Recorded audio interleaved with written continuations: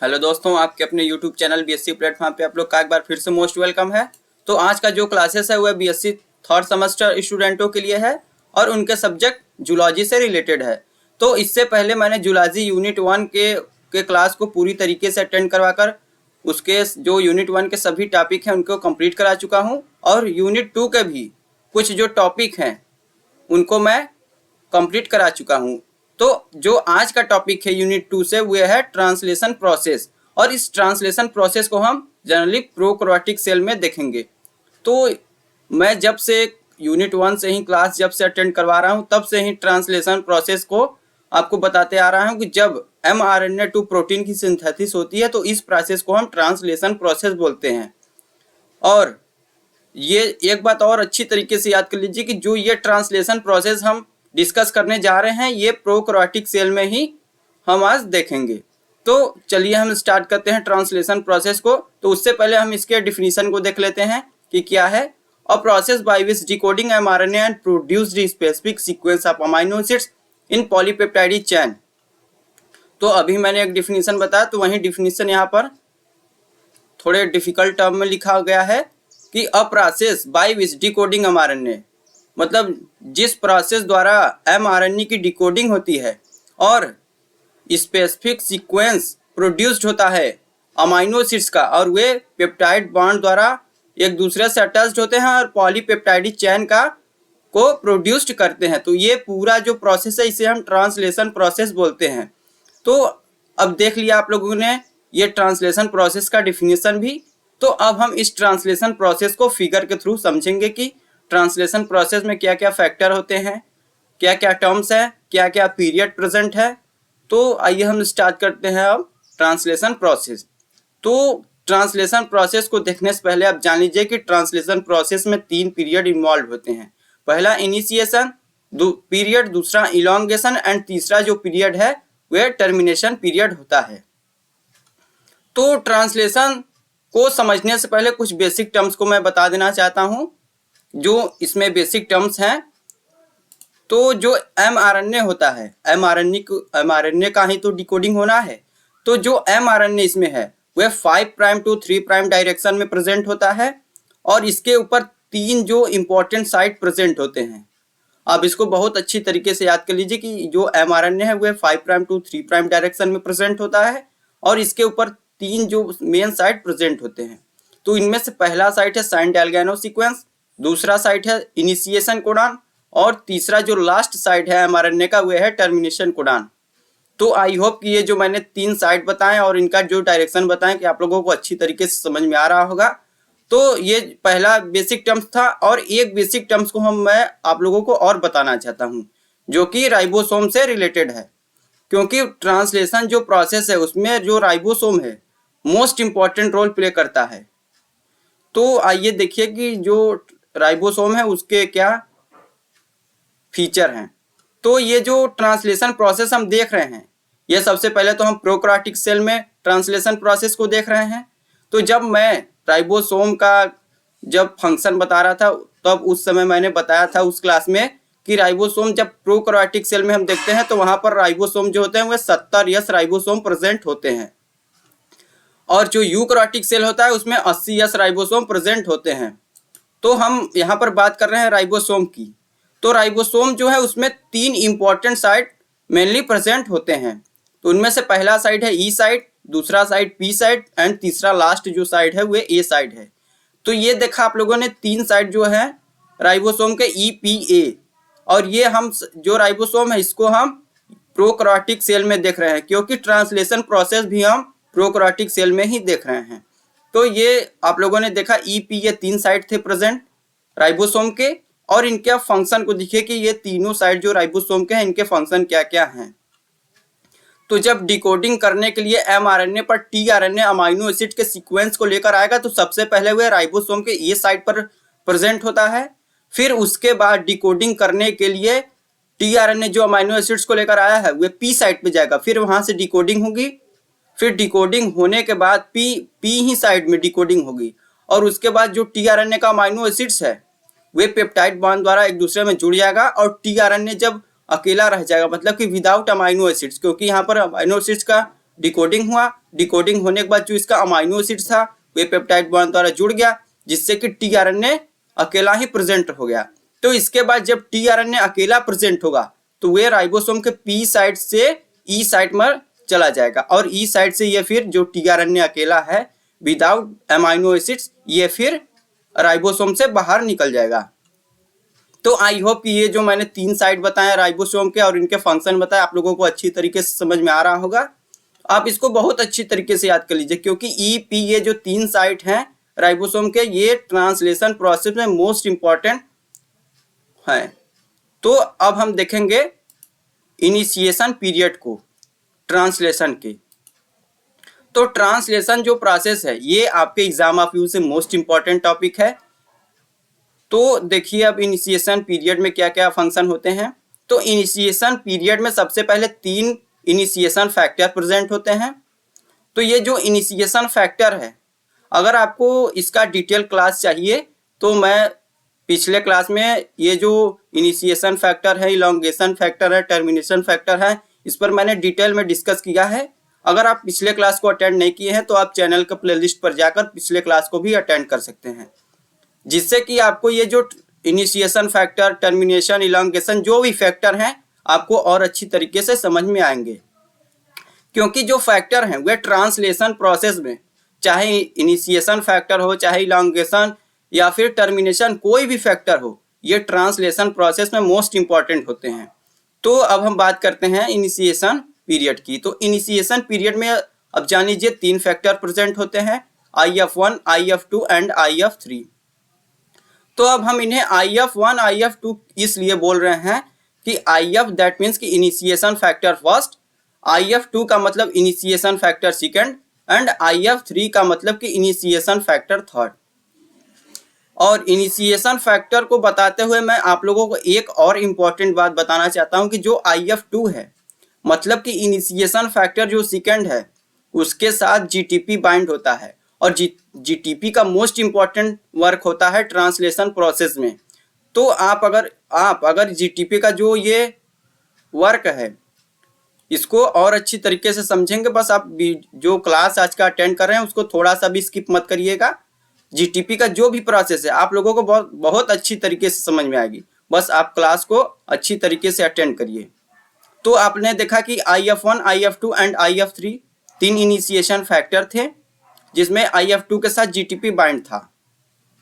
अब ये जो तीनों इनिशिएशन फैक्टर हैं ये सीधे जाकर स्मॉलर सब यूनिट से जुड़ेंगे 70S राइबोसोम के। क्योंकि मैं जब राइबोसोम का क्लास को अटेंड करवा रहा था तो उसमें मैंने बताया था कि जो राइबोसोम होते हैं वे स्मॉलर सब यूनिट्स एंड लार्जर सब यूनिट्स में डिवाइड होते हैं।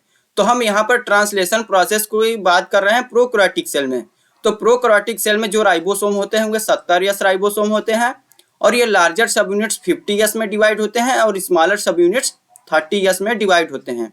तो ये जो इनिशिएशन पीरियड का इनिशिएशन फैक्टर है ये राइबोसोम के 30S स्मॉलर सब यूनिट से जाकर बाइंड होंगे। तो इस वाले आप फिगर में अच्छी तरीके से समझ जाएंगे। ये देखिए इनिशिएशन पीरियड, इनिशिएशन फैक्टर है, और ये इनिशिएशन फैक्टर 70S राइबोसोम के स्मॉलर सब यूनिट्स जो 30S स्मॉलर सब यूनिट्स हैं राइबोसोम का, उससे जाकर ये जो इनिशिएशन फैक्टर हैं वे जाकर इनसे बाइंड हो गए। अब इसके बाद देखिए नेक्स्ट प्रोसेस में क्या होता है इनिशिएशन पीरियड के। तो मैंने बताया कि जो IF2 है उसके साथ GTP बाइंड होता है, और मैंने बताया कि ये बहुत ही मोस्ट इंपॉर्टेंट होता है GTP बाइंड होना। तो देखिए कि GTP का क्या वर्क है। IF3 prevent the binding of larger सब यूनिट्स विथ स्मॉलर सब यूनिट्स। IF3 जो इनिशिएशन फैक्टर जो थर्ड है ये जब तक IF2 के साथ GTP बाइंड रहेगा तब तक ये जो IF3 है ये लार्जर सब यूनिट्स राइबोसोम को स्मॉलर सब यूनिट्स राइबोसोम में एक दूसरे में कंबाइंड नहीं होने देगा। इसलिए मैं बता रहा हूँ कि जो IF2 का GTP है वह मोस्ट इंपॉर्टेंट है, कि जब तक IF2 इनिशिएशन फैक्टर सेकंड के साथ GTP बाइंड रहेगा तब तक IF3 जो है इनिशिएशन फैक्टर थर्ड जो है वे लार्जर सब यूनिट्स एंड स्मॉलर सब यूनिट्स को एक दूसरे में अटैच्ड या फिर कंबाइंड नहीं होने देंगे। तो यही GTP का वर्क था। और एक बात और, जब इनिशिएशन फैक्टर जब स्मॉलर सब यूनिट से राइबोसोम के अटैच्ड हो जाएंगे तो ये जो स्मॉलर सब यूनिट्स हैं राइबोसोम का, ये तुरंत एक्टिव फॉर्म में हो जाते हैं और एक्टिव फॉर्म में होने के बाद ये एमआरएनए के ऊपर जाकर बाइंड हो जाते हैं। तो ये आपने देखा जो इनिशिएशन पीरियड के कुछ प्रोसेस थे, लेकिन इसके आगे और कुछ प्रोसेस है, क्योंकि अभी तो यहाँ पर देखिए जो अब IF2 के साथ GTP है, ये GTP स्मॉलर सब यूनिट्स को लार्जर सब यूनिट्स में अटैच नहीं होने दे रहा है। तो अब देखिए कि नेक्स्ट प्रोसेस में क्या होता है इनिशिएशन पीरियड के। तो जब ये GTP IF2 का जो स्मॉलर सब यूनिट्स और लार्जर सब यूनिट्स को बाइंड नहीं होने देता था, तब हम अब IF2 के GTP को हाइड्रोलाइज्ड कराएंगे, तभी तो जाकर स्मॉलर सब यूनिट्स और लार्जर सब यूनिट्स आपस में कंबाइंड होंगे। तो हमें IF2 का जो इनिशिएशन फैक्टर सेकेंड है उसके GTP का हाइड्रोलाइज कराना पड़ेगा। तो हाइड्रोलाइज्ड कैसे होता है आइए देखते हैं। तो ये जो IF2 का GTP है ये अमाइनो एसाइल tRNA से जाकर बाइंड होगा। अब आप एक बार फिर से सोचेंगे कि अमाइनो एसाइल tRNA क्या है, तो इसलिए मैं आपसे बार बार रिक्वेस्ट कर रहा हूं कि अगर आप पिछले क्लास को अटेंड नहीं किए हैं तो आप चैनल के प्लेलिस्ट पर जाइए, वहां से आपको क्लासेस आसानी से प्रोवाइड हो जाएंगी। क्योंकि ये जो ट्रांसलेशन प्रोसेस है और जो पिछले कुछ टॉपिक मैंने क्लास को अटेंड करवाए हुए एक दूसरे से रिलेटेड हैं, इसलिए मैं बार बार रिक्वेस्ट कर रहा हूँ कि अगर आप पिछले क्लास को अटेंड नहीं करेंगे तो ये जो ट्रांसलेशन प्रोसेस है उसको समझने में आपको थोड़ी प्रॉब्लम हो सकती है, क्योंकि ये जो ट्रांसलेशन प्रोसेस है आपके एग्जाम ऑफ व्यू से मोस्ट इंपॉर्टेंट टॉपिक है। इसीलिए मैं बार बार आपसे बोल रहा हूँ कि आप पिछले क्लास को अच्छी तरीके से अटेंड करिए। तो आइए देखते हैं हम अपने जिस पर डिस्कस कर रहे थे IF2 के GTP पर। तो IF2 का जो GTP है वो जाकर अमाइनो एसाइल tRNA से बाइंड होगा। तो अब आप सोचेंगे अमाइनो एसाइल tRNA क्या है, तो मैं एक बार शॉर्ट में बता देना चाहता हूँ कि जब tRNA से अमाइनो एसिड अटैच्ड होता है तो इसे हम अमाइनो एसाइल tRNA से रिप्रेजेंट करते हैं। तो जब IF2 का GTP अमाइनो एसाइल tRNA से जाकर बाइंड हो जाएगा, तब उस समय जो GTP है IF2 का वे हाइड्रोलाइज्ड हो जाएगा और जो अमाइनो एसाइल tRNA से जो GTP बाइंड है उसकी वजह से अमाइनो एसाइल tRNA भी एक्टिव हो जाएगा और IF2 मतलब कि इनिशिएशन फैक्टर सेकेंड का जो GTP है वे पूरी तरीके से हाइड्रोलाइज्ड हो जाएगा। तो अब देखिए कि नेक्स्ट प्रोसेस में क्या होता है। तो हमने बताया कि जब तक IF2 के साथ GTP बाइंड रहेगा तब तक स्मॉलर सब यूनिट्स और लार्जर सब यूनिट्स जो राइबोसोम के हैं वे एक दूसरे में बाइंड नहीं होंगे।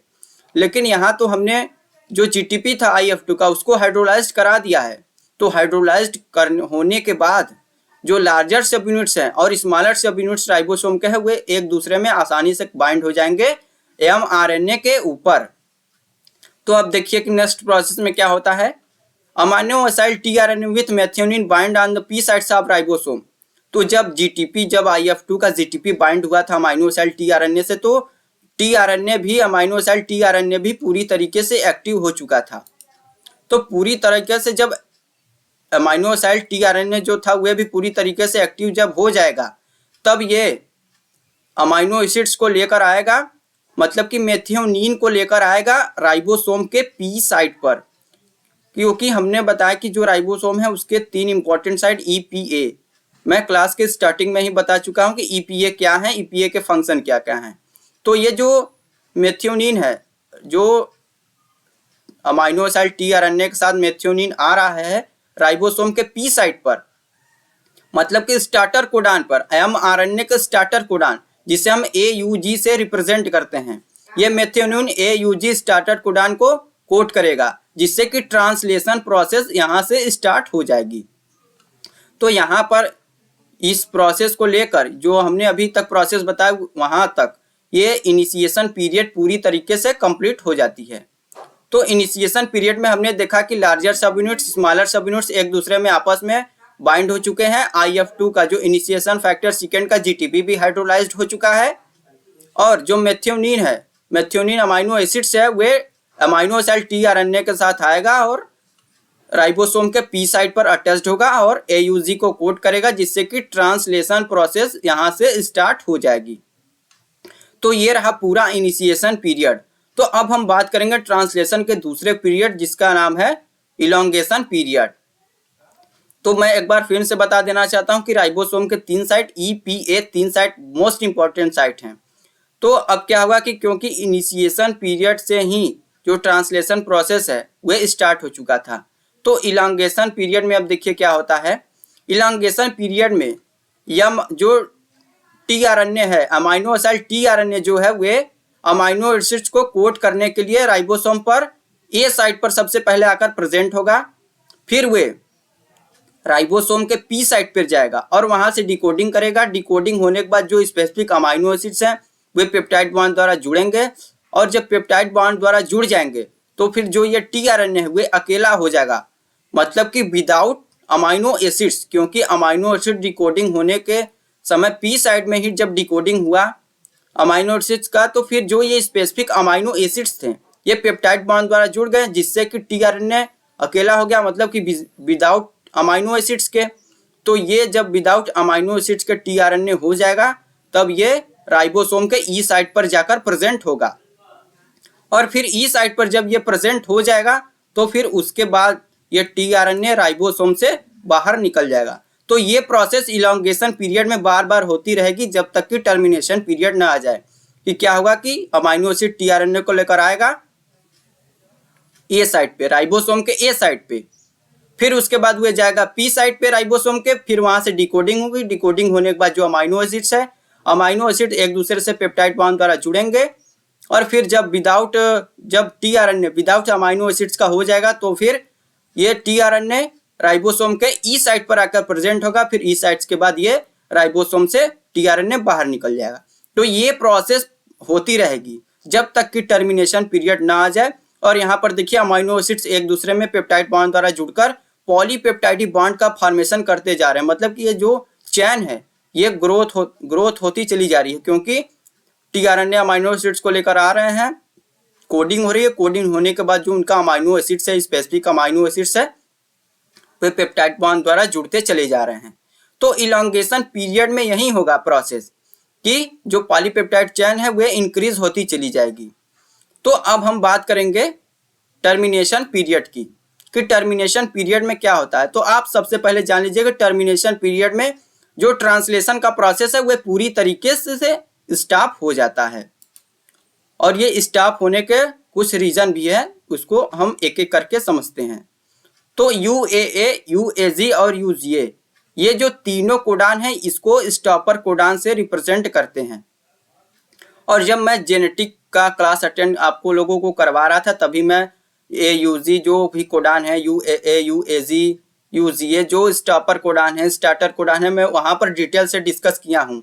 अगर आपको जेनेटिक से रिलेटेड कुछ टॉपिक को अटेंड करना चाहते हैं तो आप पिछले क्लास को अटेंड कर सकते हैं। तो हमने बताया अभी कि UAA, UAG, UGA जो है तीनों ये स्टॉपर कोडान है। तो जो ये स्टॉपर कोडान है जब इनका कोड हो जाएगा, जब mRNA पर ये कोड ऊपर प्रेजेंट हो जाएंगे तभी जो रिलीज फैक्टर है, टर्मिनेशन पीरियड के जो फैक्टर है रिलीज फैक्टर, ये एक प्रोटीन को सीक्रेट करेंगे। जब ये एक प्रोटीन को सीक्रेट करेंगे तभी ये जो ट्रांसलेशन प्रोसेस है पूरी तरीके से एकदम स्टॉप हो जाएगी। और स्टॉप होने के बाद जो ये प्रोटीन सीक्रेट हुआ है रिलीज फैक्टर से, ये टीआरएनए को डीअटैच्ड कर देगा mRNA के साइड से, मतलब कि जो राइबोसोम में टीआरएनए प्रेजेंट है ये यहाँ से डीअटैच्ड हो जाएगा, और ये जो टीआरएनए है ये भी फ्री हो जाएगा, और जो पॉलीपेप्टाइड चेन ये भी फ्री हो जाएंगे।